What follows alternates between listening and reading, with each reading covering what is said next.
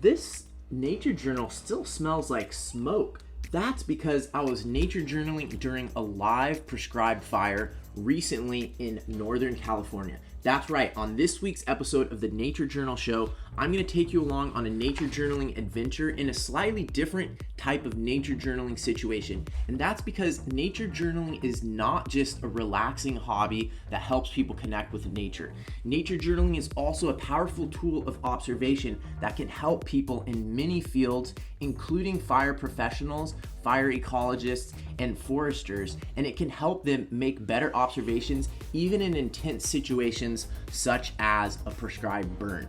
That's why me and Lori Wiggum were both invited to teach nature journaling at a recent prescribed fire training exchange program in Plumas County, an area that last year was devastated by some catastrophic wildfires. That's why putting good fire on the ground and learning observation techniques that can help with doing prescribed fires in a better way is not only going to help prevent future catastrophic fires, but it will also make it so much easier to reconnect fire to our landscape in California in the way that it behaved for thousands of years and is beneficial to the ecology. So in this video, you're gonna get to see some of the nature journaling we did during the prescribed fire. You're gonna hear about the class we taught, and you're gonna get to see about the nature journaling class that we taught in the community up there. So if you've recently had traumatic experiences around fire, this video might contains footage of fire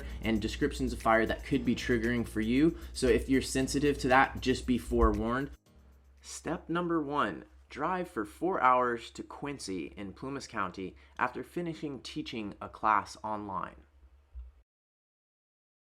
On the way, I drove through a lot of areas that had burned last year in 2020, including this forested area in Butte County near to Paradise, California. When we hear that a fire burnt 300,000 some acres last year, what we don't tend to understand is how much variation there is in burn severity. Here you can see that not all of the terrain was equally burned. This is just one of many examples of how the public's understanding of fire and the way that wildfire is communicated to the public produces a lot of confusion and misunderstanding. After driving down a really long, windy road and through some crazy tunnels and through an amazing landscape, I eventually made it to Quincy, California, and the motel where I would be spending the night. I got my nature journaling stuff ready for the next morning because I had to wake up early. As I cleaned the crusty ice off of my car, I started to think about the audience I would be teaching nature journaling to. I was told they might be a little bit more skeptical than my usual audience and skeptical of how nature journaling could help them in their work. My job was to make nature journaling a useful tool for them and show how it was more than just art, but a powerful observation tool that could be customized to help anybody in their work. For the first morning of the training, we met at the Feather River College campus green, and there was introductions from everybody there. There was a lot of cool fire scientists, ecologists, students, firefighters, and more.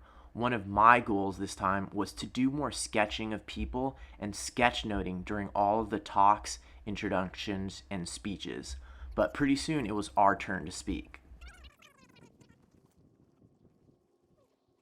First of all, I'm Marley and this is Lori, and we're both artists and nature journalers, but nature journaling is not necessarily about making art, so we're not like Bob Ross, so we're not here to teach you how to paint happy trees or whatever, because nature journaling is actually all about observation. Raise your hand if you drew a lot when you were 5 years old. Okay, how many of you drew yesterday or last week? Anything? Okay, how many of you used words or numbers last week? Raise your hand. As you can see from my question to the audience, drawing is really the forgotten stepsister of writing and numbers, and it's equally useful in terms of communicating and capturing information about our environment. For the next segment of the training, it was our job to teach nature journaling to small groups of the trainees. So the first thing I wanted to do was make this really applicable to them. So I collected a list of their ideas of what kinds of environmental information are important for them in their work. Next, everybody went out on their own and explored and tried to come up with their own methodology for collecting that information using drawings, words, and numbers. Then we discussed how our results were in a small group. A lot of times people will share more in a small group just with one partner than they will in the big group.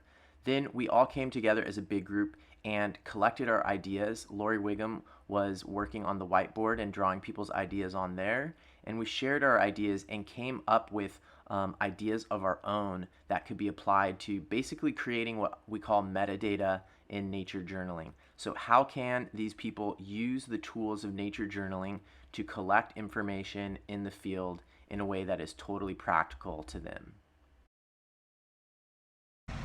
Walking back to my car for lunch, I saw this happening, and this impromptu training session with the hoses and the fire trucks was something I did not understand. There was a lot of complexity here with the pumps, all of the plumbing, so this is a perfect opportunity for me to practice what I preach and to use nature journaling and quick sketching as a way to try to learn more and observe more carefully about what I was seeing. The next day's workshop was advertised to the general community, and the Plumas Fire Safe Council promoted it as a way for community members in the area to connect and perhaps get some therapeutic effects from nature journaling and drawing in some of the areas that had burned in the North Complex fire. This in the water to dilute it a bit and maybe dabble on some leaves, and we'll introduce some color later on, but for now let's just stick with black and gray. And I see that ridge line goes sort of that way. I'm just going to do some light marks. Lori Wiggum is an experienced teacher, and she leads urban sketching trips all the time in San Francisco. This class was really fun and the location was beautiful. I felt very lucky to be her assistant and to be able to do a little bit of nature journaling with some of these community members while we were there. It was really interesting to hear different people's stories and experiences, and some emotions definitely came up for people as we nature journaled in this area, and those emotions were connected to their experiences during the fire. No one in the group had lost their home during the fire the previous year, but everybody knew someone else who had. Here you can see some of the examples of work done by the participants, including this young girl who was there with her grandfather. Dipping sticks into ink and drawing with those is quite fun and amazingly effective, especially when drawing scenes such as this. One of Lori's goals with this workshop was to help show people through art that these areas that have seen fire are not ugly and that they're actually quite beautiful. It's also really important to understand that there is regrowth, there is life in these areas, and that the burn is not consistent. Some areas that we saw had experienced high intensity or severe burn, and other ones had a lot more remnant trees and other forms of life coming back up. So after drawing in that one spot, we drove to another area further into the forest where it was mostly ponderosa pines, some other firs growing in that area. It was actually quite beautiful, and there was a small creek flowing through. We also noticed these spots where roots from trees had burned and then caved in, causing these deep holes that were sort of a mystery. People set up for their paintings. I got to do some of my own drawing and painting and really enjoyed the beauty of this, the unique beauty of this landscape. After filling 2 pages, I decided to experiment with my Feuille de Manin. This is a fountain pen, and in a lot of ways drawing with this fountain pen is actually similar to dipping a stick in ink and drawing with that. It's a little bit more controlled and you don't have to keep dipping in ink, but in a lot of ways the quality of the lines that you produce is a factor of not having complete control over your drawing tool. and sometimes that is good. So if you're one of those people who feels like your mark making is not that exciting, or you're not very bold, and maybe you're using like a mechanical graphite pencil all the time, this could be a good drawing tool for you to experiment with. Or the dipping in ink with sticks could be a really good thing for you to try. Oh my god, oh my god, oh my god. Right when I decided it was time to try another drawing tool to add some foliage to this drawing that I was enjoying so much, I had an ink explosion when I tried to open my Kuretake brush pen. This has happened to me once before when I took this pen on a plane, so I think it has something to do with altitude. And it really sucks when a ton of ink just pours out onto your page if it's on a drawing that you actually care about. Wow, okay. I guess I'm gonna have to happy accident this. So much ink though. Oh my god, oh my god.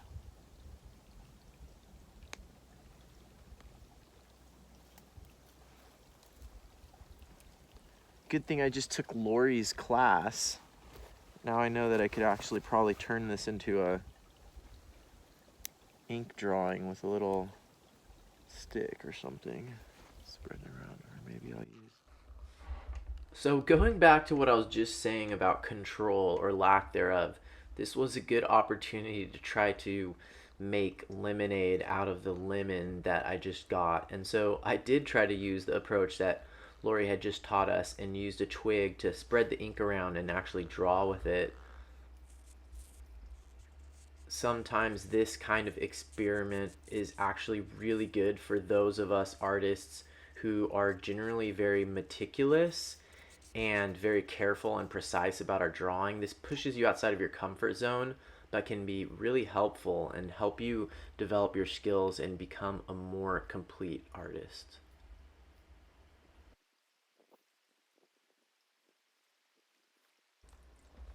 Not too bad, but now this ink is going to take like 1 hour to dry. So I'm going to walk around and check in with some of the other people. Linda, how's it going over there? Great. Cool. How'd you hear about this class? Well, another artist friend of mine who's in the same gallery as me, John Sheehan, he told me about it. And then my husband also, when he was looking at the newspaper online, which is only online now, yeah, he told me about it too. Oh, nice. Tell me about what you're working on over here. You've got a whole setup.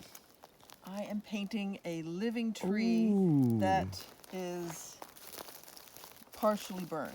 Okay. And basically, the living part is way up high, so you can't really see any of that in my work. But Nice. So you're painting this ponderosa pine, I think it is. Yes. There. Well, I think so. Either that or a Jeffrey, but I bet it's ponderosa. It does look like a ponderosa with that beautiful bark. Yeah. And so, how did you start that off? How did you start the drawing off to begin with? Well, I started with a stick, a burnt manzanita stick. Ooh, that you brought from the other site where we were? Right. It's not the one I used. Anyway, and I dipped it in the ink and a little bit of water, and I did the ink drawing first. Nice. And then is that ultramarine blue, or that has such a nice... Yeah, there's ultramarine blue and burnt sienna and brown madder. Cool. And this area where we are now, where are we right now? Well, we're in Plumas County. Okay. And we are in part of the North Complex fire area. And we're east of Quincy, California. Cool. And how has it been being out here in this burn area and sort of approaching it from an artistic nature journaling approach? Well, it's really interesting. For one thing, you can see the structures of all the conifers, which normally you can't. Because they don't have needles now. So that's kind of cool. And the same thing goes for the manzanita, which is such an artistic tree. It just has, shrub, such beautiful curving limbs.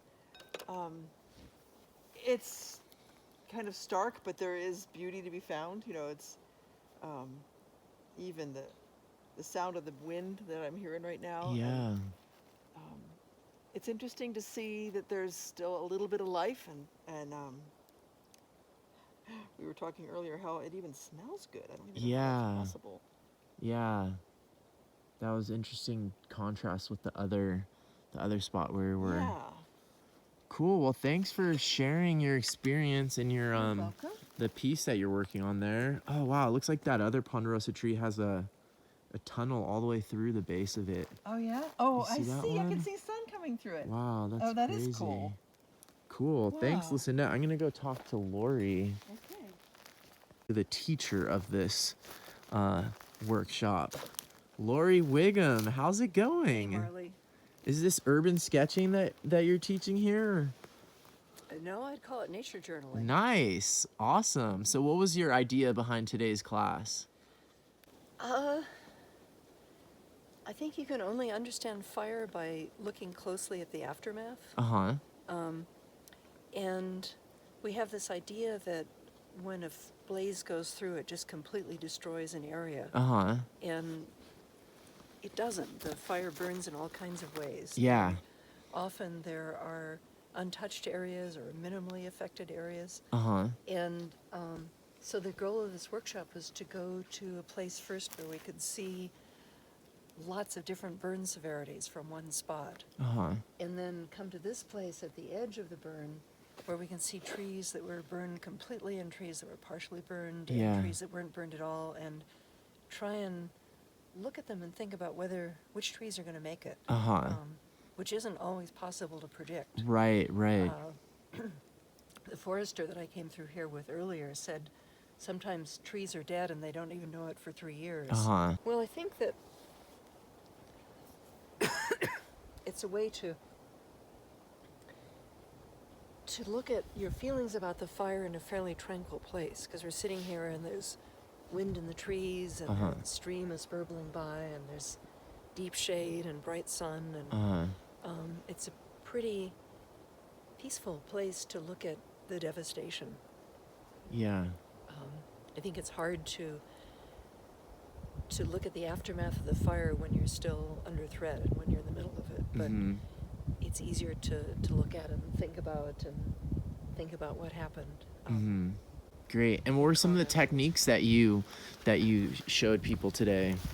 Well, we did some stick drawing with burned sticks from the fire. At the first Uh-huh. site, we collected charred manzanita branches. Nice. And I think it's really cool to incorporate some of the ash from the fire in Mhm. your drawing. Uh-huh. I've lost the stick I was drawing with before. Let's see if I can find it.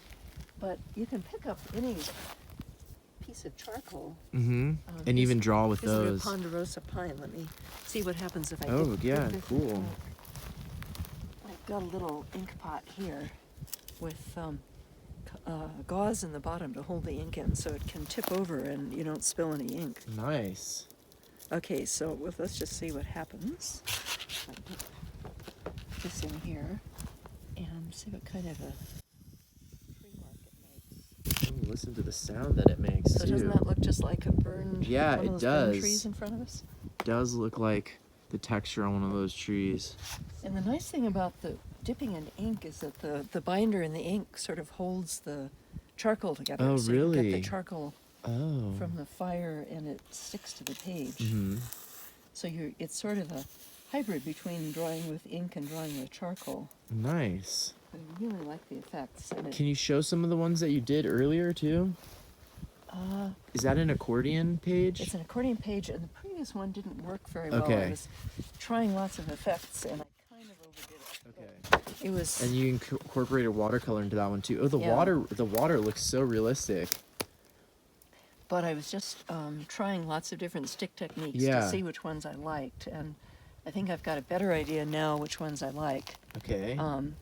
But I was trying a mix of watercolor and the charcoal stick drawing. Nice. And how do you think how did the class go for the participants? What was people's reaction? I think people Feel- really enjoyed it. I certainly enjoyed it. Uh-huh. Yeah.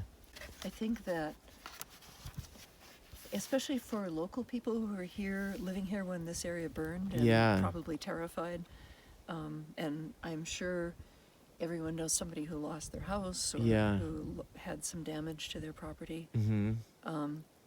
So people have a lot of feelings, and I think it was good to Yeah. come here and actually try and make art about it. Yeah, it did seem like one of the participants was feeling quite emotional even at the first sight. So, Right. yeah, maybe Yeah. the art can be a helpful way to process some of that. Cool. So we started out trying to be more analytic and scientific and Mm-hmm. just look at the area in front of us and figure out what the burn severity was with different areas, Mm-hmm. and try and figure out a way to represent that with pencil. Yeah. And then we moved on to charred manzanita sticks to draw Mm-hmm. with. Yeah, cool. And here we're trying to do to look at trees and think about which trees are going to live or not. Although I've kind of abandoned the assignment at this point. Mm-hmm. I'm just enjoying Going for painting. pure art. Yeah, nice. Just Thanks, Lori. Thanks for sharing. I'm going to take a peek over here at your watercolor palette. And your little setup here. Oh yeah, you always use these little folding. Tell me about these folding things again. these are so cool. Because I was getting a lot of crud in my palette if I worked in the beach or worked in Yeah, a dirty area. absolutely. When you put Here your you palette. get lots of pine needles in your Yeah. paint. But I discovered these little things. They weigh almost nothing, and they fold up to almost nothing. What are those originally for? I don't know, maybe camping tables, maybe Wow. for backpacking, and you want a Okay. table. So it weighs just nothing, and then Yeah. takes up very little space, and then you can unfold it and Velcro these Yeah. legs together, and it's just high enough to get my watercolor palette out of the dirt. Right. Yeah. Wow, that is so cool. You're always coming up with really, I mean, how did you even find those? I'm such a gearhead. Yeah. I was looking on Amazon for some sort of table, Uh-huh. and it needed to be the lightest and smallest thing possible. And then I found these, and I knew this was exactly what Yeah, I needed. remember seeing you using those. And tell me about, so speaking of being a gearhead, what's that in your hand right This now? is a popsicle stick that I chopped off the end with the scissors to Okay. get that diagonal part. Yeah. And it's hard to get a really wide line with the sticks, and I wanted to do a Oh fairly yeah, I thick can see trunk at the here. base there. Uh-huh. So it doesn't carry ink for very long, but it scrapes it over the paper in a really nice way. Yeah. Let's see if we can get, oops, it didn't load up enough ink. Sort of reminds me of one of those ceramic sculpting tools.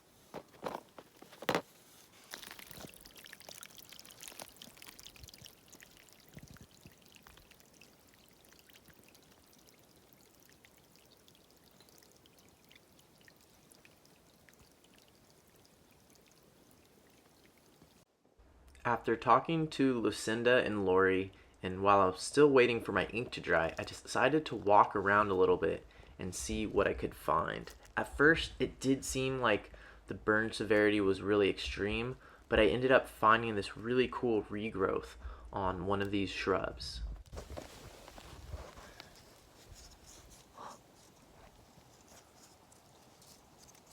It's not manzanita, opposite leaves. Not sure what it is, but it definitely survived.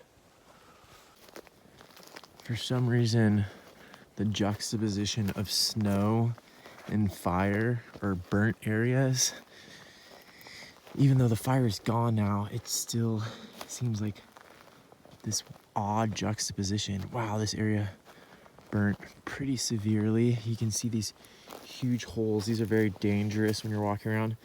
These holes where stumps and root systems of trees have burned underground, leaving these tunnels that you can fall into.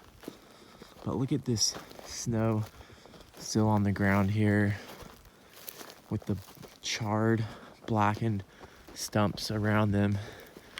It's really something else. I'm not sure, maybe this area didn't burn maybe this was sort of like a regrowth area here that had been logged some years ago, because there's a lot of these stumps, but there's not many trees. Oh, look at that skull. Oh, cool. Wow. Oh, it's definitely a carnivore. Looks like it could be a mustelid. Oh, it kind of looks like it had one of those weird parasites in the, or I don't know. Whoa. This could have been like a Interesting. I don't think it's a feline. It's like too many teeth. That's really cool. Nature's so distracting. But yeah, see, these were definitely, this area would have been logged and then burnt. But maybe it was the residue from the logging plus ooh, it's getting wet up here. Wow, look at this. What a trippy landscape.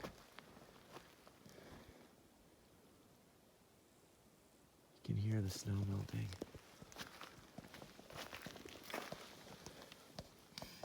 Smells like wet charcoal, like a fire that just got put out. I can feel the cold just radiating from the snow here.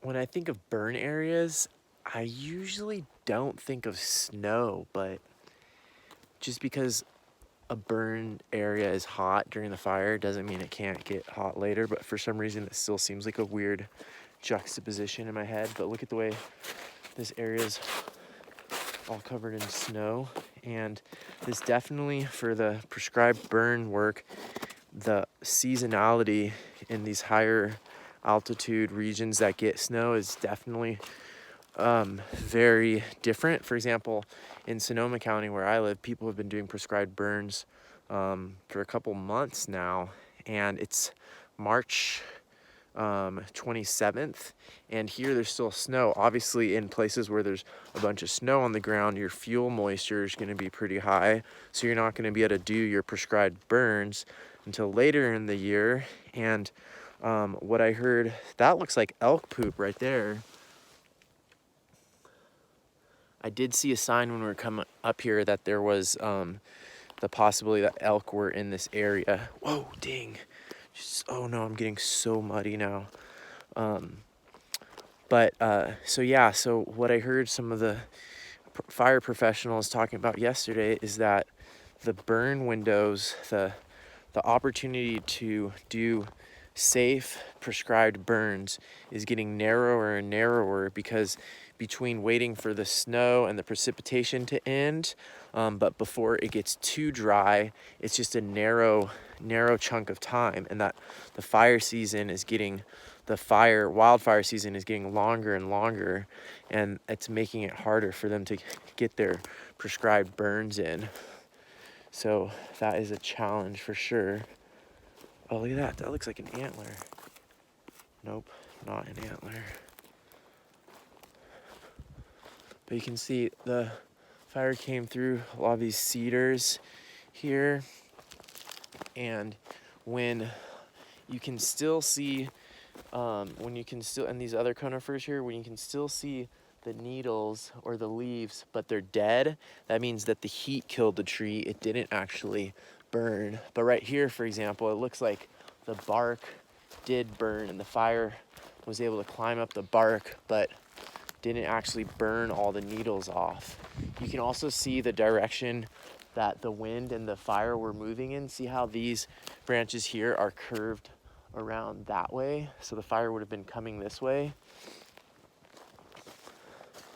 And in this area, there's also a ton of fresh duff already on the ground. So fresh needles. So this must have fallen after the burn. The trees shed their needles. So this is part of the North Complex fire. So this would have been fall of 2020 when this area burned. And I have seen lots of woodpeckers. Oh, there's one up there right now. There's a woodpecker up in that ponderosa pine right now. The woodpeckers, and I've seen juncos, and I just heard a squirrel. So there is some, life returning. There's definitely a different mixture of insects now. Tomorrow is going to be a really intense day, nature journaling during the live fire. So I'm kind of trying to take it easy today. Yesterday was my class, so that was a big day, teaching nature journaling techniques to a bunch of the people that are here doing the prescribed burn training program, and trying to make it really practical. Wow, look at how hollowed out the ground got here. That is so crazy. Super crazy. So I was really busy yesterday teaching. Today I was helping Lori teach her class for the community, which was really fun. And it felt actually therapeutic and important work to bring people into these areas, people who, you know, had probably a fairly traumatic experience, even if no one in our group lost their homes during the fire, but still would be a traumatic experience. Bringing them out here, using art and nature journaling as a tool to connect to this place and see that despite a pretty catastrophic fire, that life still goes on. And then, you know, so I've been kind of taking it a little bit easy today. Wow, look at this oak tree. Something's root system got all burnt up in here. Look at that. Wow, that is so crazy down in there. Look at that.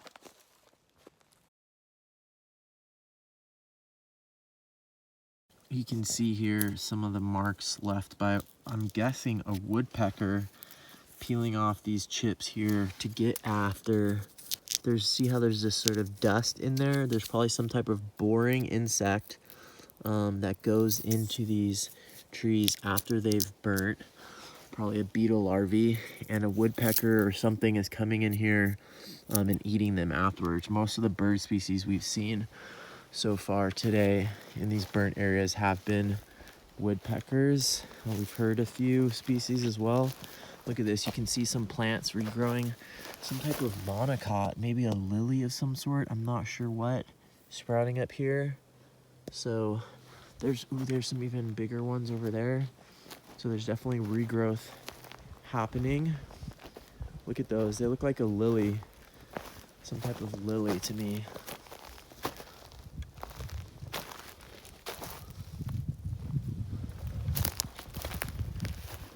The next day, the weather conditions were in prescription, which means everything was good to go for the prescribed burn. Not too hot, not too windy, not too dry. And so we drove outside of Quincy to get ready for the burn.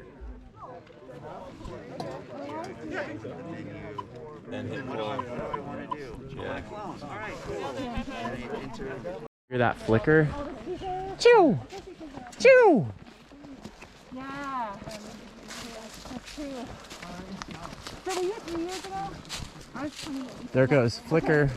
Great, okay. Pause real fast. It's so hard for me to remember to drink water when That's a good just point. like gadgets and writing things. Stellar's and J. charts all day and That's true. The main fire breaks had already been created around the burn unit, but everybody started clearing duff and flammable stuff away from some of the trees that were important. The landowner here had identified certain trees and certain areas in rock piles that were important for habitat, and dead logs even, so everybody was using their tools to keep those areas clear. Lori and I were together with the FEMOs, who are the fire effects monitors, who are the ones that are basically watching the weather the whole time. dry bulb 5.9, that's up 1. RH 3.9, that's down 4. Winds are still upslope out of the south at 2 to 5. Break. The weather is recorded every 30 minutes and reported every hour on the hour so that the burn boss and everybody else can hear what the weather conditions are. If at any time the weather conditions look like they're going to go outside of the prescription, such as if the wind starts picking up, then the prescribed burn operation has to be stopped.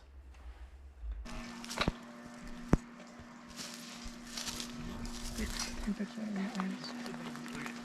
So he just like couldn't just repeat that again. He just so you only report. Before the actual burn started, I tried to identify and draw in my nature journal as many of the plants as I could that I saw growing on the ground to just get an idea of what was actually going on. It seems so barren, but there was actually quite a few plant species down there, and I did a collection in my nature journal. The first step after lots of preparation is to light a test fire. This small test fire is to just watch the fire behavior before proceeding with lighting more area. So the main tool used for this are drip torches. It's that red torch that guy is carrying, and it has a lit bit on the end and a bunch of fuel inside, and when you tip it, the fuel comes out and is ignited by that lit part on the tip, and that allows for placing fire onto the ground fuels. So the test ignition went well, and at this point people are going to spread out. Some people are laying down strips of fire or dots of fire with the drip torches, and other people are working to protect some of the trees and make sure the fire's not spreading where it's not supposed to. Meanwhile, I'm nature journaling with Lori and the Femos. Pretty soon the fire was spread over a large area and they started working downhill. We had to keep moving and there was a lot of smoke, so as a nature journaler we had to be very adaptable. We gotta go across, do it now. You said you want to do extreme nature journaling? I think this sort of counts as extreme nature journaling.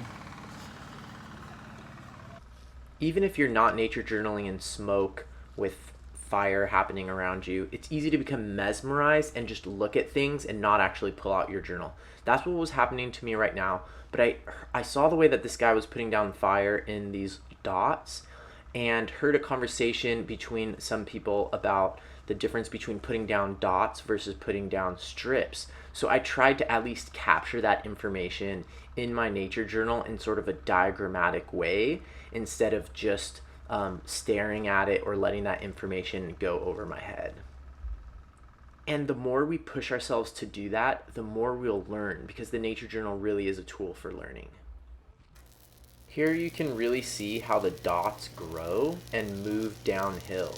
So they move downhill very slowly, and the idea in this type of prescribed burn is that you work against the terrain. So normally fire moves a lot quicker uphill, so in this case you start at the top of the hill and move little by little down the hill. Here you can really see how they've spread also, each dot spreading.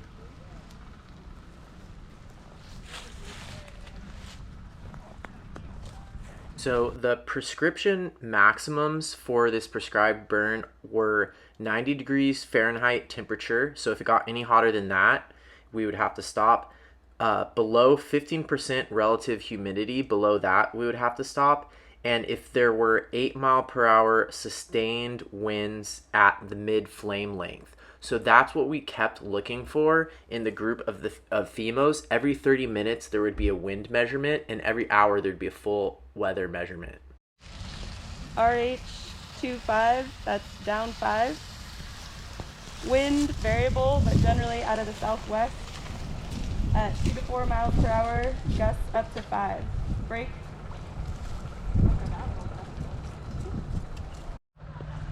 You can see that the litter has been cleaned around this. Ooh, and look at that, there's a lizard. That's exactly why this has been intentionally left by the landowner. The landowner wants to leave dead wood on the ground like this for habitat. And look at that little, I believe a western fence lizard. So you can see how the leaves have been pulled away from this. And also, the landowner really wants to protect these oaks. So look at how the leaves have been pulled away from that black oak here. However, the scrub oaks are not being selected for, so you can see that scrub oak going up in flames there. Sometimes there is a conflict of interest or more complicated needs. This snag with holes in it and dead wood is potential ladder fuel that a fire could use to climb up into the canopy, but the landowner is intentionally trying to leave these for bird habitat.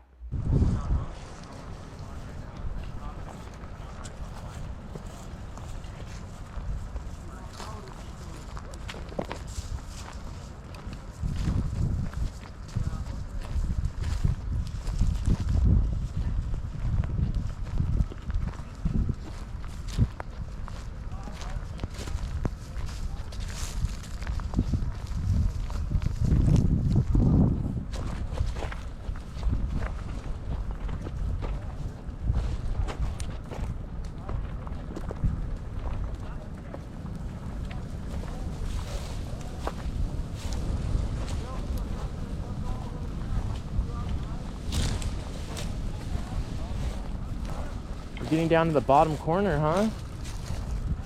Yeah, Or, I hope so.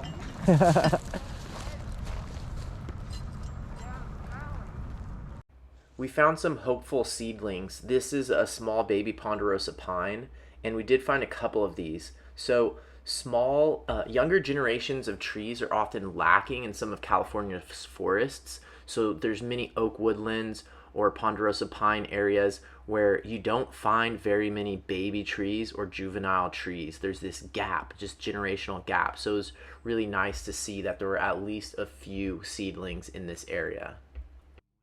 Hopefully this baby will grow for hundreds of years and survive many, many fires and live to be a healthy component of California's forest ecosystems. All right, so Hannah, could you just describe your position and maybe a little bit about treks and nature journaling and how those two are related, or how you thought of combining them? Yeah, so I work for the local Fire Safe Council. It's a nonprofit, and we're working with our partners here, agency partners, and other local folks to put this TREX Prescribed Fire Training Exchange together. And TREX is it's a training that addresses the complexity of working with prescribed fire. And if we can observe and understand the place that we're in, that really helps us with managing and navigating that complexity. And even better if we can document it and learn from it in the future. So the nature journaling really made a lot of sense for that reason, to help bring some cohesiveness to our group's understanding of observation and how it's related to use of fire. Cool, thank you so much. Yeah. Oh man, I really not ready to go. I kind of want to keep hanging out, but I've got a long 4 or 5 hour drive ahead of me, and everyone's recommending I don't do this drive in the dark, at least the beginning in this canyon. So I gotta walk down to my car. You know, they completed the burn unit, but they're still staying for mop up to make sure no spot fires get out of control. So it was really great collaborating and doing a little workshop for people at this event, and then also doing the workshop for the community, and then getting to nature journal during the actual burn. It was like a perfect weekend. So really grateful to be out here on this land. This property owner has been tending this land with fire for quite a few years, several decades, I believe. And it's great to see, you know, there's hardly any ladder fuel in here. He's also trying to do a lot to help provide habitat for wildlife. So it's a win-win situation with these prescribed burns. So just getting more people trained and capacitated to be able to do this work, because we're definitely behind. There's so much work to do. It can't be done with mechanical means of forest thinning. It's with chainsaws and machinery. It's just, there's not enough time. And so getting more people trained to be effective, safe, aware, prescribed burn practitioners is super critical, and that's what TREX is trying to do in the Plumas Fire Safe Council. So I'm really grateful for the visionary people that are working on this and moving this work forward, and that they thought of nature journaling as a tool, another tool to be added to the kit that these people are working with. And fire is definitely a powerful tool that we need to learn how to manage.